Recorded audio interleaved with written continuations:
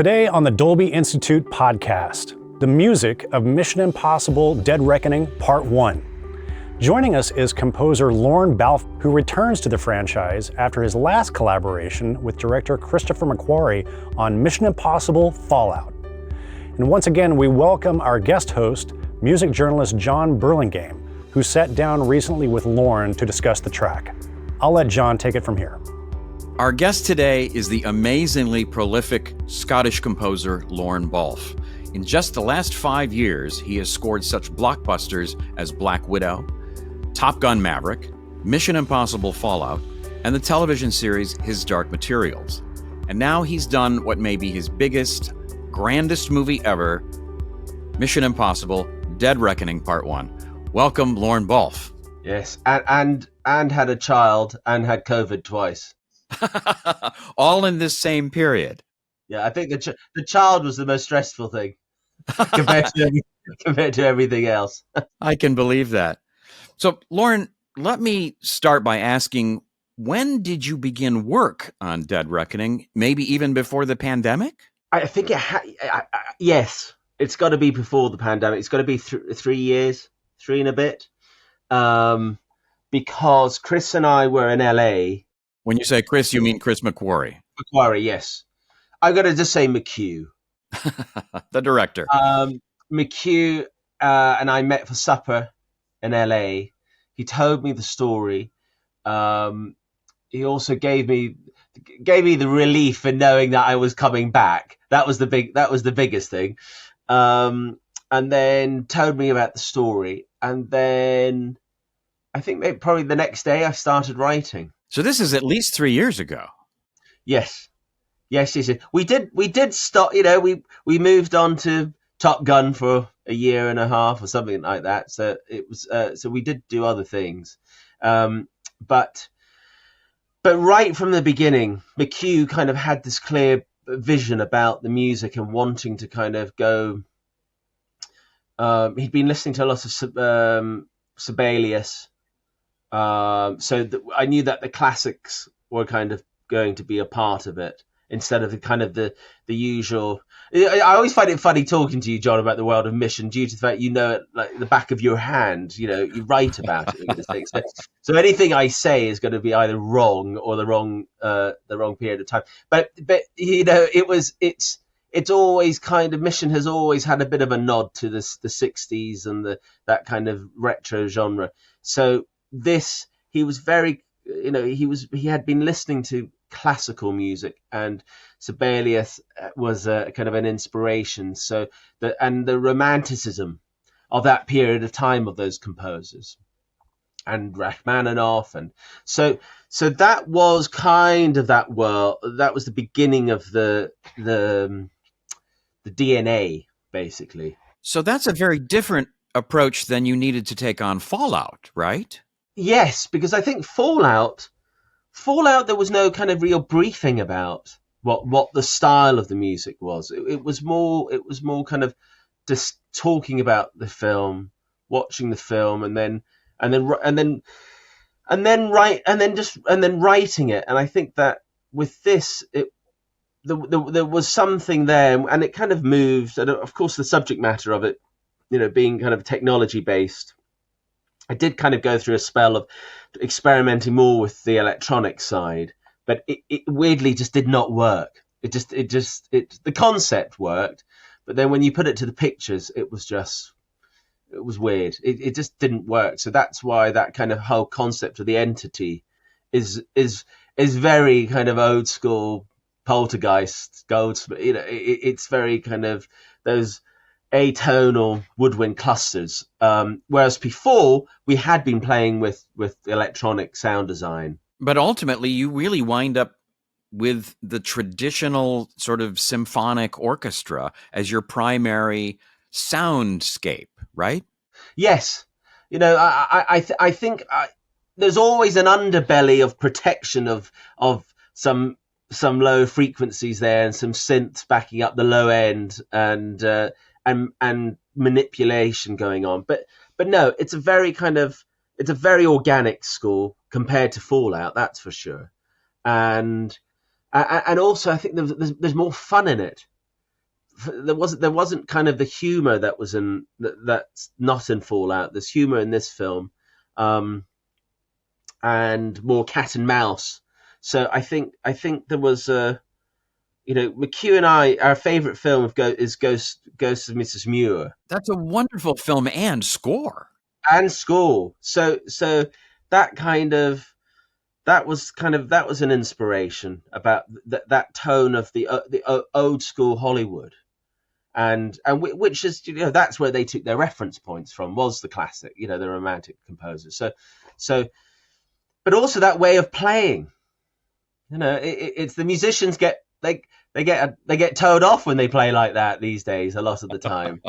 So there was we kept saying to them, don't be scared of portamento, don't be scared of vibrato, embrace it. There's one movie that's going to do it this year, it's us. So let's go for it. I have to just get to the heart of this immediately, because I've never seen a movie scored quite like this. I count at least 6 different recording locations. Yeah. And I wonder if you could tell me why you went to all these cities, and if you were looking for different colors or flavors from the orchestras playing in those locations. Yes. No, I wanted to go on holiday. So I didn't actually make any of the sessions because we were writing. So the whole kind of romantic idea of kind of being in Venice, unfortunately, didn't get to kind of experience. No, it came from an idea of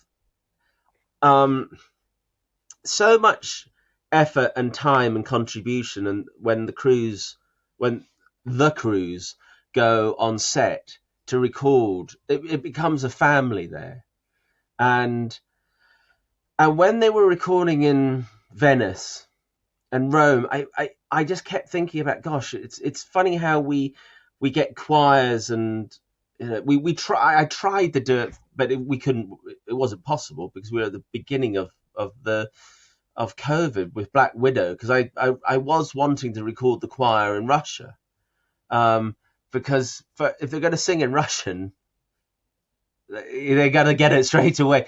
And I think what happens is that you sometimes have these choirs and they have to kind of sing in different languages, and of course they can do it, but it's just it's not coming natural to them. So that was one idea that had been the back of my mind. But the main thing was that case of wouldn't it be amazing to have the musicians from that city or from that town to be part of this soundtrack, the same way that the crew and the extras and the actors are from that environment. Let's try to incorporate that world into our world. So that was the reason for it. And also, I think the only one that wasn't technically that was the secret drum call. Oh yeah, I wonder if you can talk about that. Now, this is an ensemble in Switzerland. I think. Yes. Who are they, and why did you need them? We needed them because McHugh and Tom had seen them at the Queen's Jubilee, and I think from Fallout we had done a bongo escapade, bongo bonanza, which we obviously did again, but percussion, as we've talked about before, percussion is just a very key important thing to Mission Impossible. The TV show focused on it very, very strongly. It was a percussive adventure. So one random meeting, and they were talking about it, and we watched a video of them performing. So basically, in the back, we just started kind of seeing, is it possible? And they're not professional. They've all got day jobs. This is not their day job.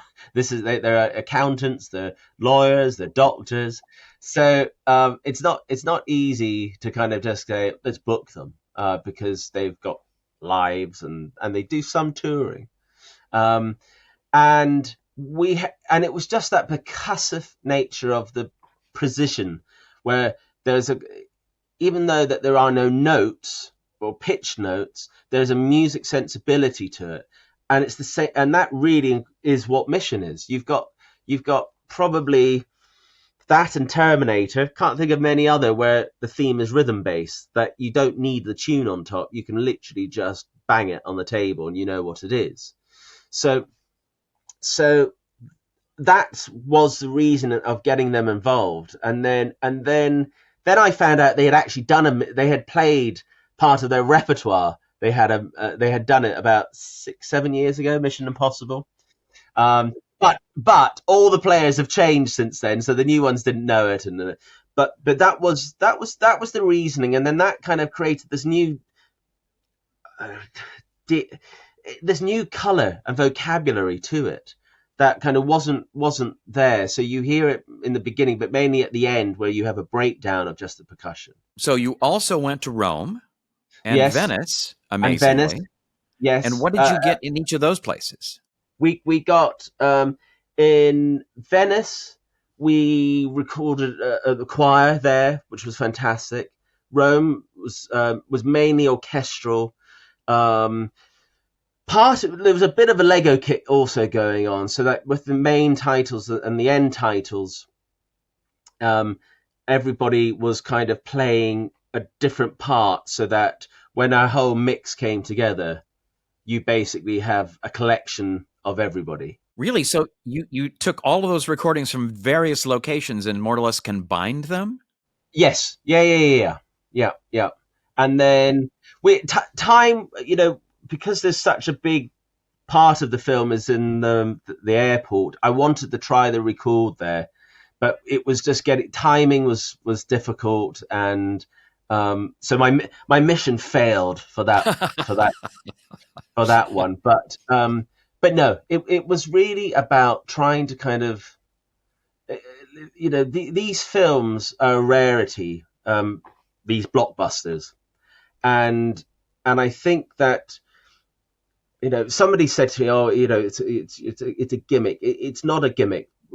It's about trying to kind of have some honesty, and I think that it's like what we've been doing all week has been trying to kind of showcase all the musicians and give them credits, because, as we know, they don't get credits on the screen unless it's AFM. I think they're getting credits now, aren't they, for LA sessions? Right. I think that's a new sort of union rule here in the States.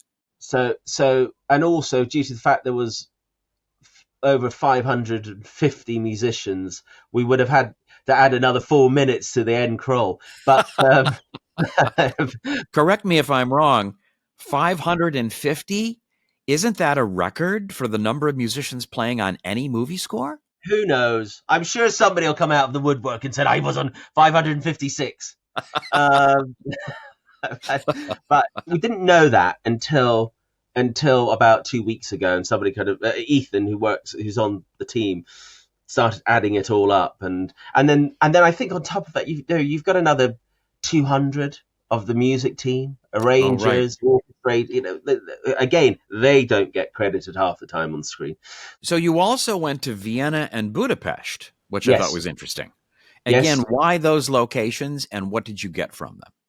We got, again, the locations related to the movie, and what we got was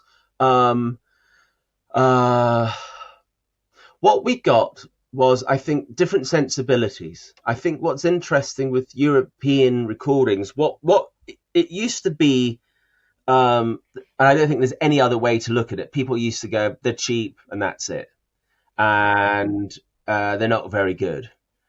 And we started recording in Vienna when Hans and I and Rupert were doing The Crown, so maybe 14 years ago, maybe.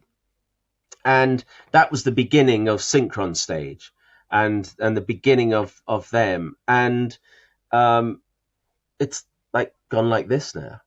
They're amazing musicians. It's amazing space. I work with them every couple of months, probably, on projects. So there's a shorthand there. you build friendships there, so you know how to kind of work. But the main thing is that again just trying to geographically.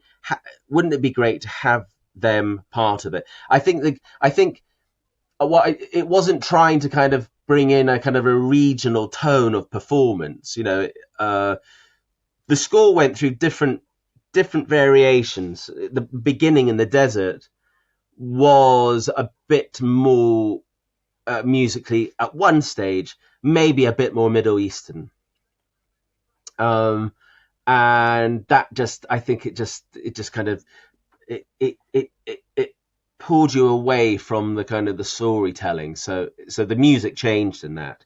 So it wasn't looking at trying to kind of have different tones. It was more about the personality and the fact of those locations. Did you have to write differently for each location, for each different orchestra? No. The one thing I learned, I had Kung Fu Panda was a great learning school for me. Really?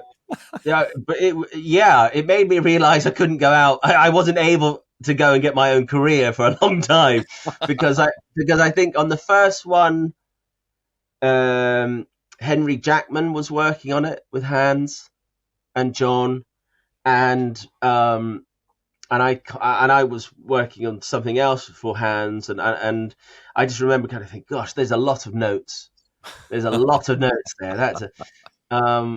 And then on 2, then I came on board, and I think on 2 was my kind of little wake up call, where I was like, gosh, I'm not ready to go alone, give it a go myself. Mainly because of the pressure on working on these big movies are ridiculous. The weight on your shoulders, the amount of revisions, the whole business side of it, like that. But then also what I learned was, I thought, gosh, it's a good, interesting experience, this, where you're bringing musicians in from China, but we're not necessarily writing it in a Chinese voicing. So you end up with a kind of an interesting kind of tone. So long story, no.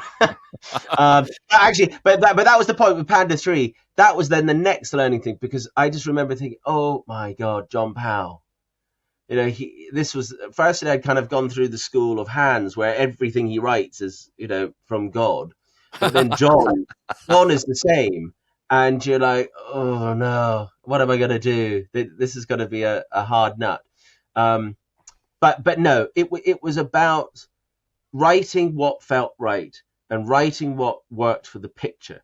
And I think, weirdly, and it goes back to the electronic side also, when we tried to take music from Fallout and put it in Dead Reckoning, it just didn't fit. Sure. For whatever reason, it just did not work. And that's why kind of going to this kind of more old school tone, and more expressive, and letting the musicians breathe and be expressive, which is something that really does get pulled out of a lot of schools now by people. It was a luxury. So let me bring you back for a minute to the London recordings. It was kind of astonishing to look at the list of no fewer than 35 bongo players. And I wonder if you can explain why you needed 35 people playing bongo drums. Why not, John? No, the answer to something like that. The answer to something like that is because I can. No, I tell you why. Because the thing, the reason it is that when we did it on the last one, I think it was 12, maybe. Oh, 12, only 12. And Jeff Foster, only 12. And we had to kind of fly in 10 of them. There's not many professional bongo players. We had to Jeff Foster, who was recording it, and it was just an amazing sound.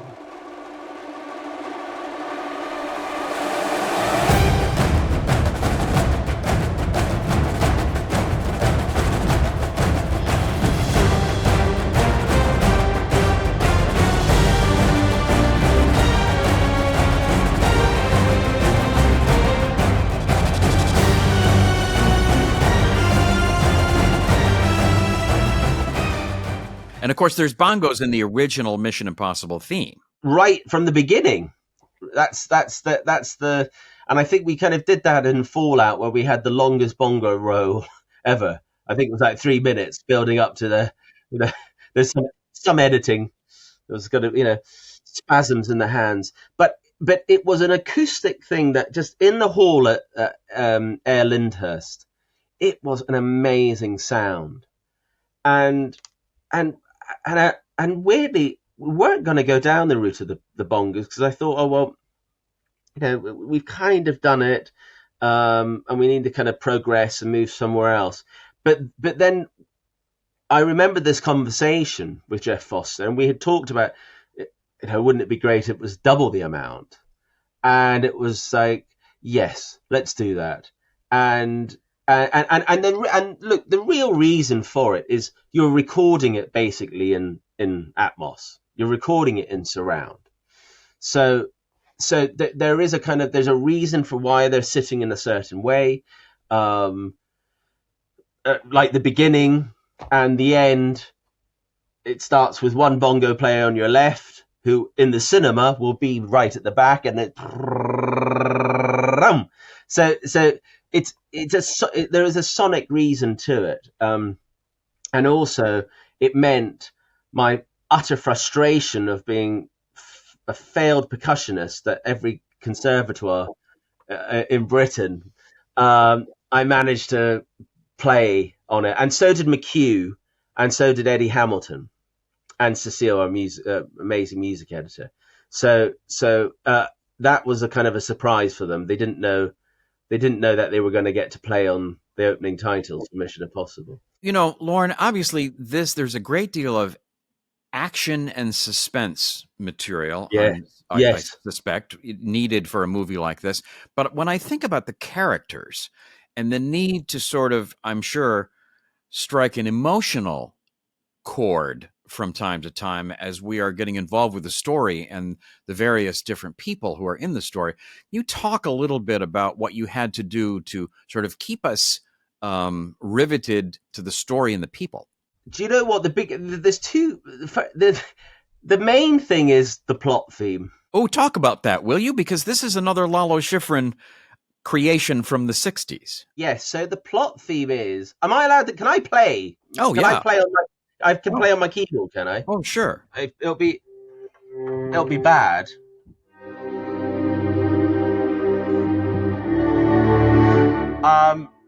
So yeah, look, the whole thing that we're blessed with, as you know, is Lalo's themes. It's taken a lot of stress and heat out of the kitchen when you've got such great themes. It's like a bond. But the plot theme, which is that, as we know, and it's a long theme, and I think we started delving into that more in Fallout. But the main thing to me is that every single motif really originates from Lalo's themes. It's a study, basically. The emotion is there. We were trying to figure out a way at the beginning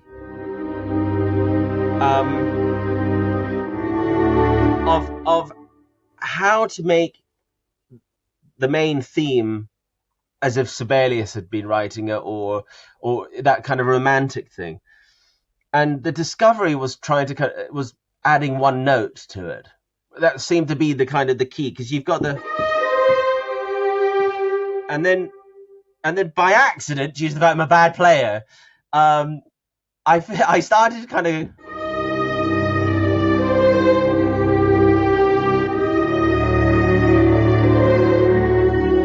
and just by that one extra note,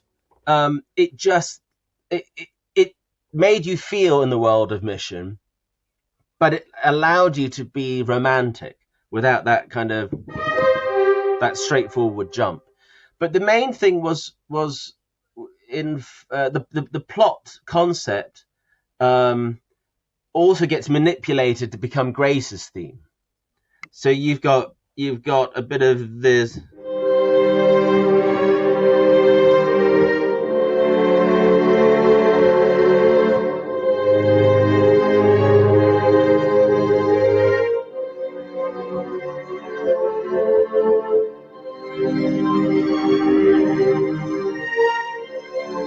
So again, it's just trying to make the plot theme romantic, because the audience know these themes.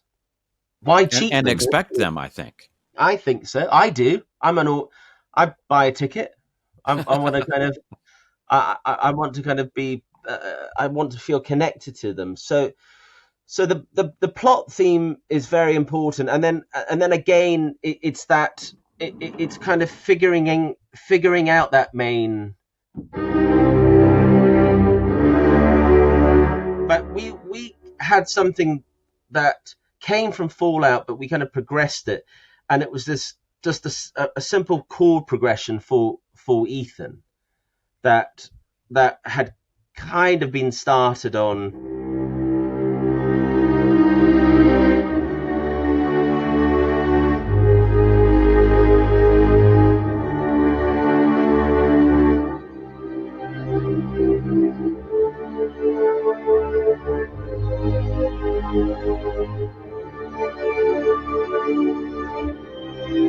And just round robining, and plot fits on top of that, and so does the fit on top of it. So talk to me a little bit about the process too. Were you writing music before and during and after shooting? All of the above. Wow. And so how did it work with your director, Chris McQuarrie? Were you in sort of constant contact with him? Chris would start sending me paragraphs or just a couple of lines of kind of either dialogue or descriptions of what the scene was about, but in the script. So he'd take a photograph of it. Also, sometimes when looking for locations, he'd send photographs and say, this is where we're going to be working on the train sequence and things like that. So a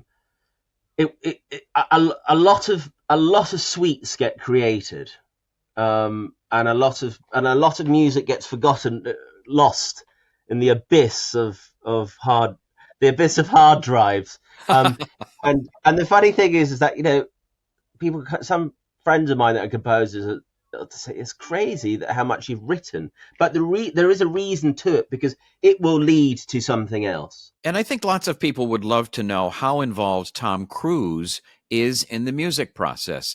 Do you have any interaction with Tom, or does he? Oh yes. He sign off on things? Very much so. I don't know of any other actor that is also the producer that is so involved. It really is it's a tight ship and a tight team, and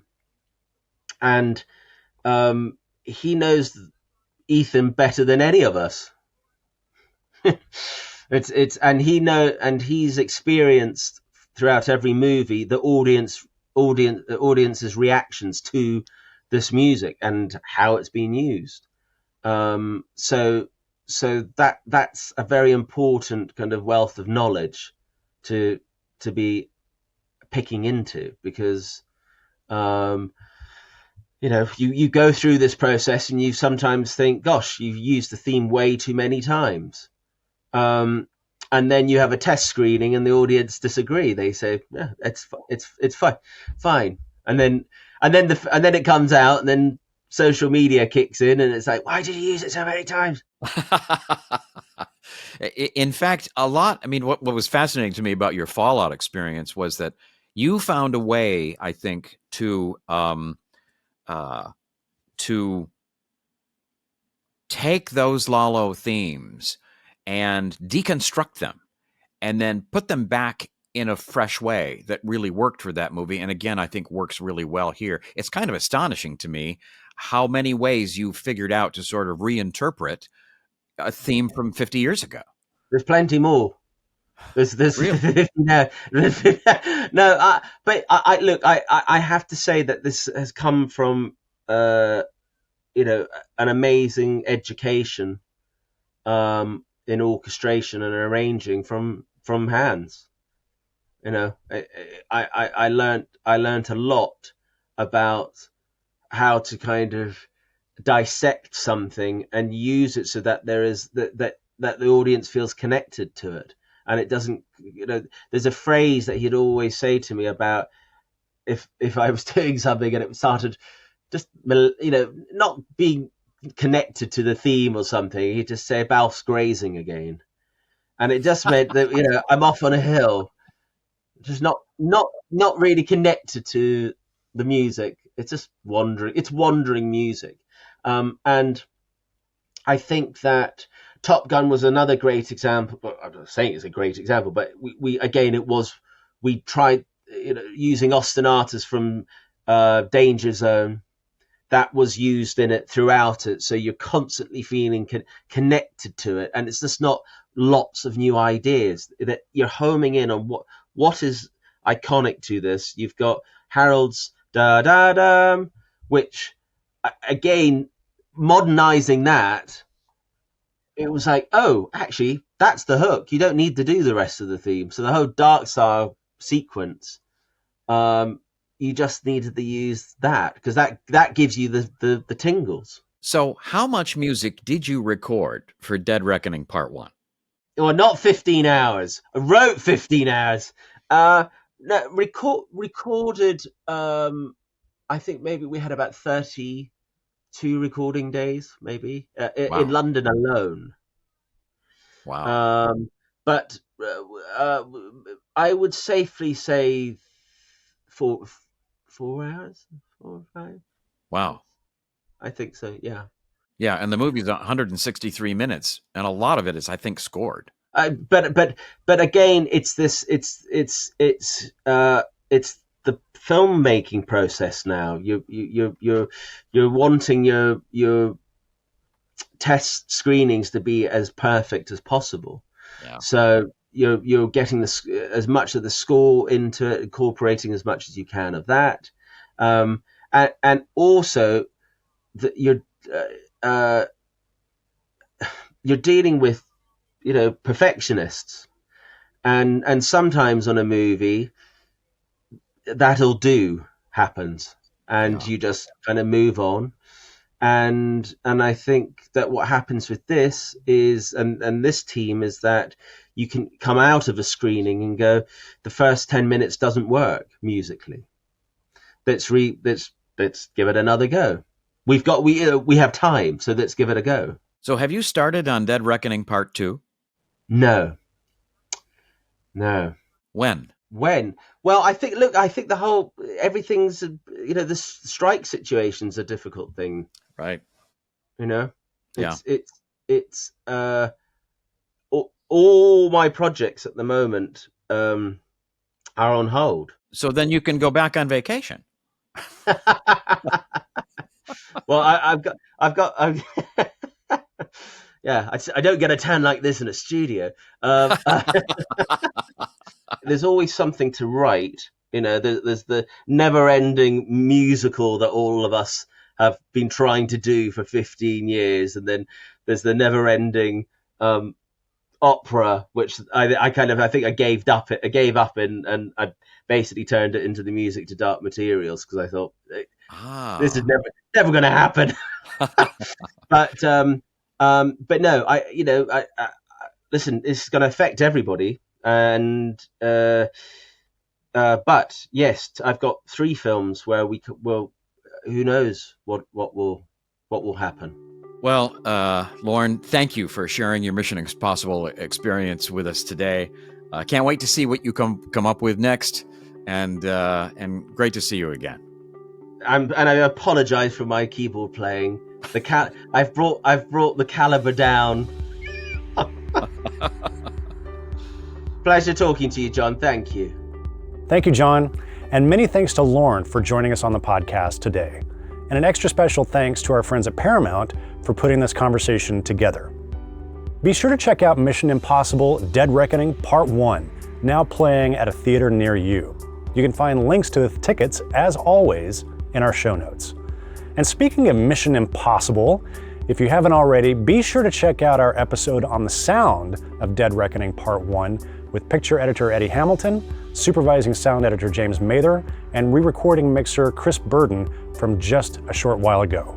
If you'd like even more conversations with artists and filmmakers about how they use technology to tell their stories, please be sure you are subscribed to us, the Dolby Institute podcast. You can find links to our show on all the major podcasting platforms, including the video version on YouTube, in our show notes. Or you can simply search for Dolby, wherever you get your podcasts. And if you're curious to know more about the Dolby Institute, head on over to dolbyinstitute.com. There you'll find information about all of our programs. You can access the entire library of episodes of this podcast, and you can sign up for our mailing list. Until next time, thanks again for joining us. This is the Dolby Institute podcast. I'm your host, Glenn Kaiser. Our producer and editor is Michael Coleman. Our executive producers are Amanda Schneider and Jack Ferry, with additional editing by Matt Nixon. Thanks for joining us.